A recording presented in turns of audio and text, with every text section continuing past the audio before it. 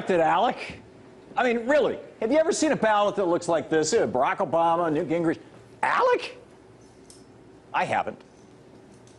This, is a representative democratic republic here, the United States, or at least it's supposed to be. It's a government where we, the people, elect legislators to represent our interests.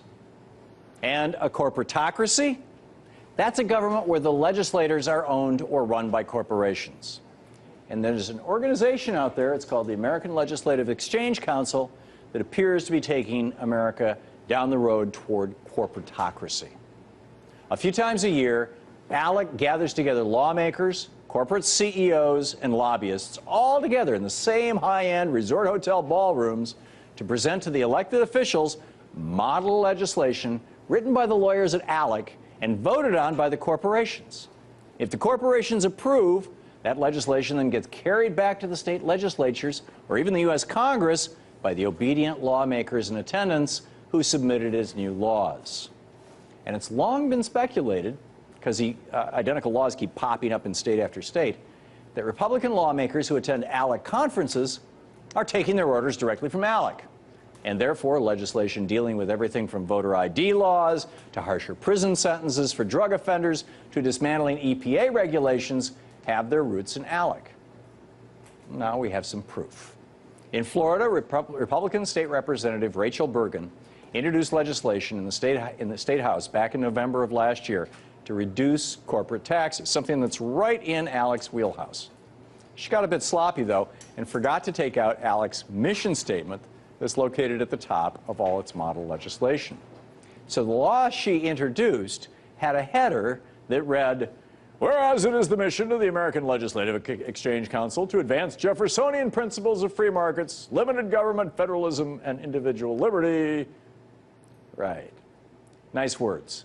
But if Thomas Jefferson was alive today and read ALEC's proposed tax loopholes for rich people and corporations, he'd barf or declare another revolution. So here's State Representative Bergen, who was handed legislation written by corporate interests at ALEC to reduce their own taxes. And she turns around and introduces that legislation into the Florida State House with no changes, as if it was her own idea, with the ALEC language still at the top. Her office discovered the screw-up. They withdrew the legislation really quickly and reintroduced it without the ALEC mission statement. But it was too late. The group Common Cause saw it and blew the whistle.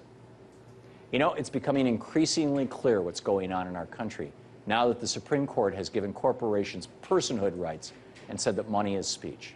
Through super PACs and think tanks like ALEC, we elect representatives, and they represent corporations. So I say, why hide it? From now on, our lawmakers should just be honest with us.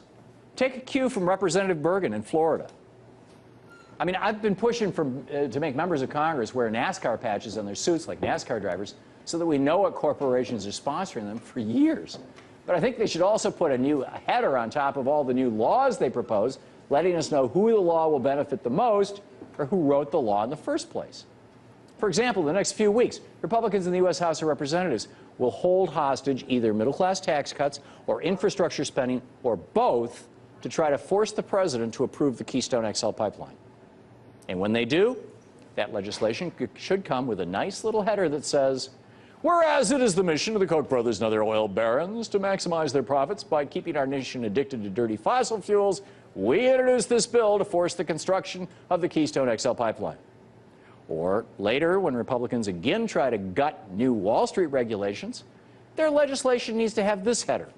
"Whereas it is the mission of Goldman Sachs, JP Morgan, Wells Fargo, and other Wall Street bankers who fund our campaigns to maximize their profits with predatory lending, fine print, and economic destruction, we introduce this bill to dismantle the Consumer Financial Protection Bureau and other Wall Street reforms in Dodd-Frank." Or how about when House Republicans again try to repeal Obamacare? "Whereas it is the mission of United Healthcare, Aetna, and other for-profit health insurers to make massive profits, denying children health care, turning down life-saving treatments, and jacking up premiums to pay for more CEO mansions. We introduced this bill to repeal the Affordable Care Act." This is much-needed transparency, or that would be. And until we get a constitutional amendment that says that corporations are not people and that money is property and not speech, then we have to have this sort of transparency to see who's buying whom on Capitol Hill and whose interests are being represented above we the people. Go to movetoamend.org or freespeechforpeople.org to put an end to the corporate takeover of our democracy.